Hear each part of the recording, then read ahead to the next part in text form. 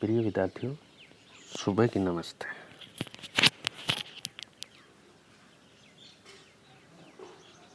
हम RBC board 7th class Hindi का अध्ययन कर रहे थे, जिसके हमने 4 अध्याय पूर्ण कर लिए है। आज है 5वां अध्याय। 5वां अध्याय भगवती प्रसाद वाजपेयी द्वारा रचित एक कहानी है जिसका नाम है मिठाई वाला। आज हम भगवती प्रसाद वाजपेयी द्वारा रचित कहानी मिठाई वाला का अध्ययन करेंगे। कौन है ये मिठाई वाला? किस तरह की मिठाइयाँ बेचता है? इस तरह इसका अध्ययन हम आगे करेंगे।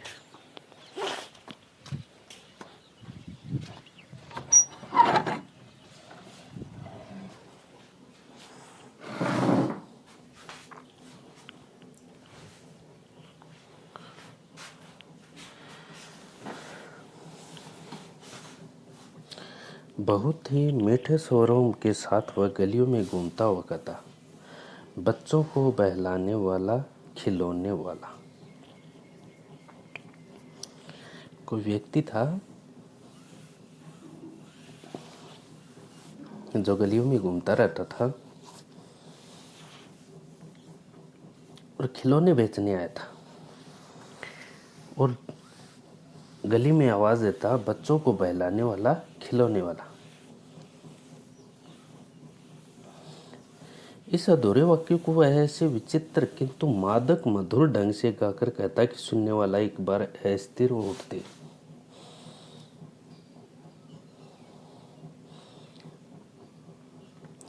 उसके स्नेह भी सिक्त, स्नेह से भरे हुए, प्रेम से भरे हुए,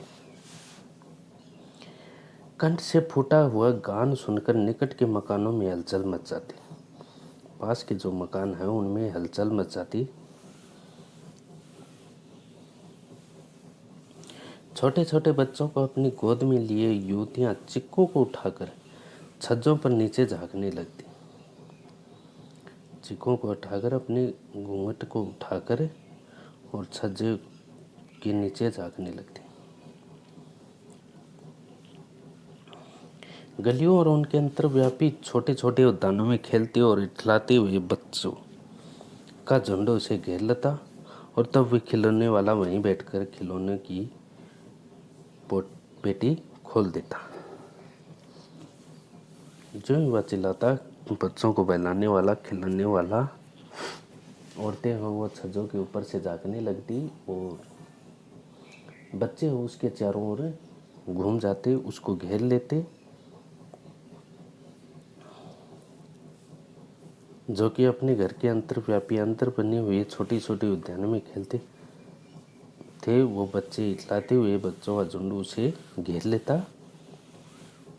और खिलौने वाला वहीं बैठकर खिलौने की पेटी खोल देता। बच्चे खिलौने देखकर पुलकित, खुश, आनंदित हो उठते। वे पैसे लाकर खिलौनों का मोल भाव करने लगते, पूछने, इसका दाम क्या है? ओ लीचका। छोटे छोटे बच्चों की ध्वनि होती है, इसका दाम क्या है? ओल इचका। ओल इसका दाम क्या है? ओल इचका। खिलौने वाला बच्चों को देखता और उनकी नन्ही नन्ही उंगलियों से पैसे ले लेता और बच्चों की इच्छा अनुसार उन्हें खिलौने दे देता। खिलौने लेकर फिर बच्चे उछलने कूदने लगते और तब फिर खिलौने वाला उसी प्रकार गाकर कहता, बच्चों को बहलाने वाला, खिलौने वाला। खिलौने लेकर बच्चे उछलने कूदने लगते और फिर वो आगे बढ़ जाता और आगे बढ़कर कहता, बच्चों को बहलाने वाला, खिलौने वाला। सागर की एलोर की बातें, उसका यह मादक गान गली भर के मकानों में इस ओर से उस ओर तक लहराता हुआ पहुंचता और खिलौने वाला आगे बढ़ जाता।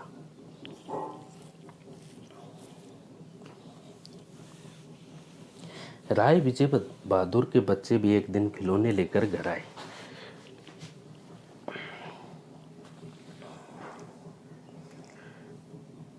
वे दो बच्चे थे, चुन्नू और मुन्नू।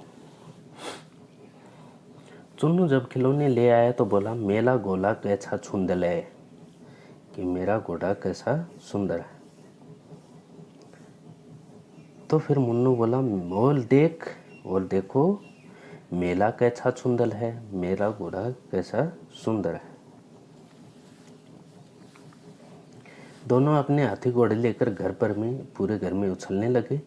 इन बच्चों की माँ रोनी कुछ देर तक खड़े खड़े उनका खेल निरखती रही, देखती रही, निरखना देखना।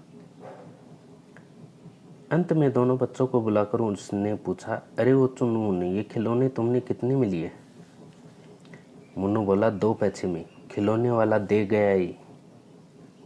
2 पैसे में खिलौने वाला दे गया है। रोनी सोचने लगी, इतने सस्ते कैसे दे गया, कैसे दे गया, ये तो वही जाने, लेकिन दे तो गया ही है, इतना तो निश्चय। एक जरा सी बात रही। रोहिणी अपने काम में लगी, फिर कभी उसे इस पर विचार करने की आवश्यकता भी भला क्यों पड़ती। 6 महीने बाद नगर भर में 2-4 दिनों से एक मुरली वाले के आने का समाचार फैल गया। 6 महीने बाद पूरे शहर में, पूरे नगर में एक मुरली वाले के आने का समाचार फैल गया। लोग कहने लगे, भाई वाह, मुरली बजाने में वह एक ही उस्ताद है, मुरली बजाने में वह एक उस्ताद है, मुरली बजाकर गाना सुनाकर वह मुरली बेचता है, 100 भी 2-2 पैसे में, वह मुरली 2-2 पैसे बेचता, भला इसमें उसे क्या मिलता होगा, मेहनत भी तो ना आती होगी उसकी। एक व्यक्ति ने पूछ लिया, कैसा हुआ है मुरली वाला, मैंने तो उसे नहीं देखा। एक व्यक्ति ने पूछ लिया कि मुरली वाला कैसा है, दिखने में कैसा लगता, मैंने उसे नहीं देखा। उत्तर मिला, उम्र तो उसकी अभी अधिक ना होगी, यही 30-32 का होगा, दुबला पतला गोरा युवक है, बीकानेरी रंगीन साफा बांधता है। वही तो नचे जो पहले खिलौने बेचा करता था। क्या वह पहले खिलौने भी बेचा करता था? हाँ, जो आकार प्रकार तुमने बतलाया उसी प्रकार का वह भी था। तो वही होगा, पर वही है वह एक उस्ताद, कि वह एक उस्ताद है। प्रतिदिन इस प्रकार उस मुरली वाले की चर्चा होती। प्रतिदिन नगर की प्रत्येक गली में उसका मादक मृदुल स्वर सुनाई पड़ता, बच्चों को बहलाने वाला मुरलिया वाला, बच्चों को मन बहलाने वाला, मुरली बेचने वाला। रोहिणी ने भी मुरली वाले का ये स्वर सुना, तुरंत ही उसे खिलौने वाले का स्मरण हो आया, खिलौने वाले की याद आ गई। उसने मनी मन कहा, खिलौने वाला भी इस तरह गा गा कर खिलौने बेचा करता था। रोहिणी उठकर अपने पति विजय बाबू के पास गई, जरा उस मुरली वाले को बुलाओ तो चुन्नू मुन्नी के लिए ले लूं, क्या पता ये फिर इधर आए ना आए। वे भी जान पड़ता पार्क में खेलने निकल गए। विजय बाबू एक समाचार पत्र पढ़ रहे थे, उसी तरह उसे लिए हुए वे दरवाजे पर आकर मुरली वाले से बोले, क्यों भाई, किस तरह देते हो मुरली? किसी की टोपी गली में गिर पड़ी, किसी का जूता पार्क में छूट गया और किसी की सोथनी पजामा ही ढीली होकर लटक गई। बच्चे दौड़ने लगे मुरली वाले की आवाज़ सुनकर। किसी की टोपी खेलते थे वहीं पार्क में रह गई, गली में गिर पड़ी, जूता पार्क में ही छूट गया, किसी का पजामा ही ढीला हो गया और दौड़ते चले आ रहे। इस तरह दौड़ते हफ्ते हुए बच्चों का झुंड आ पहुंचा। एक स्वर से सब बोल उठे, हम भी लेंगे मुरली, हम भी लेंगे मुरली, हम भी लेंगे मुरली, हम भी लेंगे मुरली। मुरली वाला हर्ष गदगद हो उठा। मुरली वाला अत्यधिक खुश हो गया, बोला, सबका देंगे भैया, लेकिन जरा रुको, ठहरो, एक एक को देने दो, अभी इतनी जल्दी हम कहीं लौटे थोड़ी ही जाएंगे। बेचने तो आई हैं और हैं भी इस समय मेरे पास 1-2 नहीं, पूरी 57। बेचने तो आए हैं, मेरे पास 1-2 मुरली नहीं, पूरी 57 मुरली। हाँ बाबूजी, क्या पूछा था आपने, कितने में दी? दी तो वैसे 3-3 पैसे के हिसाब से हैं, पर आपको 2-2 पैसे में ही दे दूंगा। विजय बाबू भीतर बाहर दोनों रूपों में मुस्कुरा दिए। मन ही मन कहने लगी, कैसा है, देता तो सबको इसी भाव से है, पर मुझ पर उल्टा एहसान लाद रहा है। फिर भले तुम लोगों की झूठ बोलने की आदत होती है, देते होंगे सभी को 2-2 पैसे में, पर एहसान का बोझ मेरे ऊपर लाद रहे हो। मूल्य वाला एकदम अप्रतिभ हो उठा, बोला, आपको क्या पता बाबूजी कि इनकी असली लागत क्या है? यह तो ग्राहकों का दस्तूर होता है कि दुकानदार चाहे आने उठाकर चीज़ क्यों न बेचे, पर ग्राहक ये समझते हैं दुकानदार मुझे लूट रहा है। आप भला काय को विश्वास करेंगे, लेकिन सच पूछिए तो बाबूजी असली दाम 2 ही पैसे है। आप कहीं से 2 पैसे में ये मूल्य नहीं पा सकते। मैंने तो पूरी 1000 बनवाई थी, तब मुझे इस भाव पड़ी। विजय बाबू बोले, अच्छा मुझे ज़्यादा वक्त नहीं, जल्दी से 2 निकाल दो। 2 मूल्य लेकर विजय बाबू फिर मकान के भीतर पहुंच गए। मूल्य वाला देर तक उन बच्चों के झुंड में मूल्य बेचता रहा। उसके पास कई रंग की मूल्य थी। बच्चे जो रंग पसंद करते, मूल्य वाला उसी रंग की मूल्य निकाल देता। ये बड़ी अच्छी मूल्य है, तुम ये ले लो बाबू। राजा बाबू, तुम्हारे लायक तो बस यही है। हाँ भैया, तुमको वही देंगे, ये लो। तुमको वैसे ना चाहिए, ये ले लो। ये नारंगी रंग की, अच्छा वही लो। ले आए पैसे, अच्छा ये लो तुम्हारे लिए, मैंने पहले ही से ये निकाल रखी थी। तुमको पैसे नहीं मिले, तुमने अम्मा से ठीक तरह मांगे ना होंगे। धोती पकड़कर पैरों में लिपट कर अम्मा से पैसे मांगे जाते। बाबू हाँ, फिर जाओ, अब की बार मिल जाएंगे, दुअन्नी है। तो क्या हुआ, ये लो पैसे वापस लो। ठीक हो गया ना हिसाब, मिल गए पैसे। देखो मैंने तरकीब बताई। अच्छा अब तो किसी को नहीं लेना, सब ले चुके हैं। तुम्हारी माँ के पास पैसे नहीं है, अच्छा तुम भी ये ले। अच्छा तो अब मैं चलता हूँ। इस तरह मूल्य वाला फिर आगे बढ़ गया। आज अपने मकान में बैठी हुई रोहिणी मूल्य वाले की सारी बातें सुनती रही। आज भी उसने अनुभव किया, बच्चों के साथ इतनी प्यार से बातें करने वाला फेरी वाला पहले कभी नहीं आया।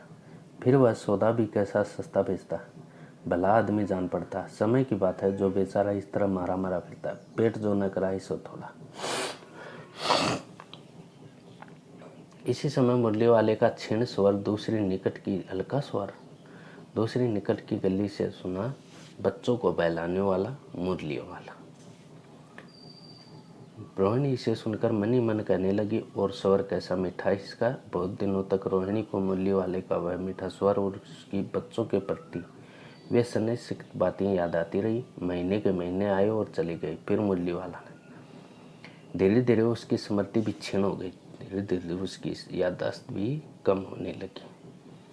8 मास बाद सर्दी के दिन थे।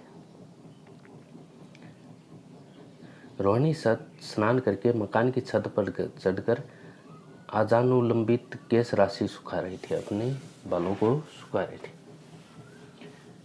इसी समय नीचे की गली में सुनाई पड़ा, बच्चों को बहलाने वाला मिठाई वाला अब की बार मिठाई लेकर आया। मिठाई वाले का स्वर उसके लिए परिचित था। झट से रोहिणी नीचे उतर आई। उस समय उसके पति मकान में नहीं थे, उनकी वृद्धा दादी थी। रोहिणी उनके निकट आकर बोली, दादी चुन्नू मुन्नी के लिए मिठाई लेनी है, जरा कमरे में चलकर ठहराओ, मैं उधर कैसे आऊँ, कोई आता ना हो, जरा हटकर भी चिक की ओट में बैठे रहूँगी, पत्ते की ओट में बैठी रहूँ। दादी उठकर कमरे में आकर बोली, ए मिठाई वाला इधर आना। मिठाई वाला निकट आ गया, बोला, कितनी मिठाई दूँ माँ? ये नई तरह की मिठाइयाँ हैं, रंग बिरंगी, कुछ कुछ खट्टी, कुछ कुछ मीठी, जायकेदार, बड़ी देर तक मुंह में टिकती हैं, जल्दी नहीं घुलती, बच्चे बड़े चाव से चूसते हैं। इन गुणों के सिवाय ये खांसी भी दूर करती हैं। कितनी दूँ? चपटी, गोल, पहलदार गोलियां हैं, पैसे की 16 देता हूँ। 1 पैसे की 16 गोली देता था। दादी बोली, 16 तो बहुत कम होती है, भला 25 तो दे दे। मिठाई वाला, नहीं दादी, अधिक नहीं दे सकता।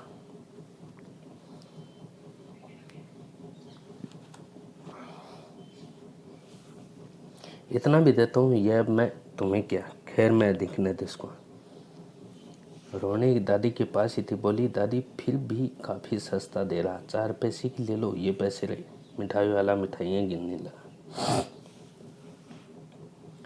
तो 4 की दे दो। अच्छा 25 नहीं, सही 20 ही दे दो। अरे हाँ, मैं बूढ़ी हुई, बोल भाव मुझे ज़्यादा करना आता ही नहीं। कहते हुए दादी के पोपले मुंह से जरा सी मुस्कुराहट फूट निकली। पोपला मुंह जो झुर्रियाँ पड़ा गिरा हुआ मुंह था उससे। रोहिणी ने दादी से कहा, दादी इससे पूछो तुम इस शहर में और कभी भी आए थे या पहली बार आए हो? यहाँ की निवासी तो तुम हो नहीं। दादी ने इस कथन को दोहराने की चेष्टा की थी कि मिठाई वाले ने उत्तर दिया, पहली बार नहीं और भी कई बार आ चुका हूँ। रोहिणी चिक की आड़ से इसे बोली, पहले यही मिठाई बेचते हुए आए थे या और कोई चीज़ लेकर? मिठाई वाला हर्ष, संशय और विस्मय आदि आदि भाव में डूबकर बोला, इससे पहले मुरली लेकर आया था और उससे पहले खिलौने लेकर। रोहिणी का अनुमान ठीक निकला कि ये वही व्यक्ति है। अब तो वह उससे और भी कुछ बातें पूछने के लिए अस्थिर हो उठी। वह बोली, इन व्यवसायों में भला तुम्हें क्या मिलता होगा? वह बोला, मिलता भला क्या, यही खाने पर को मिल जाता, कभी नहीं भी मिलता, पर हाँ संतोष, धीरज और कभी कभी असीम सुख जरूर मिलता है, और ये मैं चाहता भी। सो कैसे वह भी बताओ। अब व्यर्थ उन बातों की क्यों चर्चा करूं, उन्हें आप जाने ही दें। इन बातों को सुनकर आपको सुख दुख ही होगा। जब इतना बताया है तब और भी बता दो, मैं बहुत उत्सुक हूँ। तुम्हारा हर्जा न होगा, तुम्हारा कोई खर्चा तो नहीं होगा? मिठाई मैं और भी ले लूँगी। अतिशय गंभीरता के साथ मिठाई ने कहा, मैं भी अपने नगर का एक प्रतिष्ठित आदमी था। मकान, व्यवसाय, गाड़ी घोड़े, नौकर चाकर सभी कुछ था, यानी कि एक साधन संपन्न व्यक्ति था। स्त्री थी, छोटे छोटे 2 बच्चे भी थे। मेरा वह सोने का संसार था, बाहर संपत्ति का वैभव था, भीतर सांसारिक सुख था। स्त्री सुंदर थी, मेरी प्राण प्यारी थी। बच्चे ऐसे सुंदर थे जैसे सोने की सजीव खिलौने। उनके खेलियों के मारे घर में कोलाहल मचा रहता था। समय की गति विधाता के लिए अब कोई नहीं है, यानी कि सब खत्म हो गया मेरा। बच्चे भी नहीं हैं, पत्नी भी नहीं है। दादी प्राण निकाले नहीं दिखती, इसलिए अपने उन बच्चों की खोज में निकला हूँ। वे सब अंत में होंगे तो यहीं कहीं, आखिर कहीं न जन्मे ही होंगे। उस तरह रहता, गुल गुल कर मरता, इस तरह सुख संतोष के साथ मरूंगा। इस तरह के जीवन में कभी कभी अपने बच्चों की एक झलक से मिल जाती। ऐसा जान पड़ता जैसे वे इन्हीं में उछल कर हंस खेल रहे हैं। पैसों की कमी थोड़ी है, आपकी दया से पैसे तो काफ़ी है। जो नहीं है इस तरह उसी को पा जाता हूँ। रोहिणी ने अब मिठाई वाली की ओर देखा, उसकी आंखें आंसुओं से तर हैं। इसी समय चुनमुन आ गए। रोहिणी से लिपट कर उसका आंचल पकड़कर बोले, अम्मा मिठाई मुझसे लो। ये कहकर तत्काल कागज की 2 पुड़ियाँ मिठाइयों से भरी मिठाई वाले ने चुनमुन को दे दी। रोहिणी ने भीतर से पैसे फेंक दिए। मिठाई वाले ने पेटी उठाई और कहा, अब इस बार ये पैसे नहीं लूँगा। दादी बोली, अरे रे नन्ना, अपने पैसे लिए जा भाई। तब तक आगे फिर सुनाई पड़ा उसी प्रकार मादक मृदुल मीठा स्वर में बच्चों को बहलाने वाला मिठाई वाला।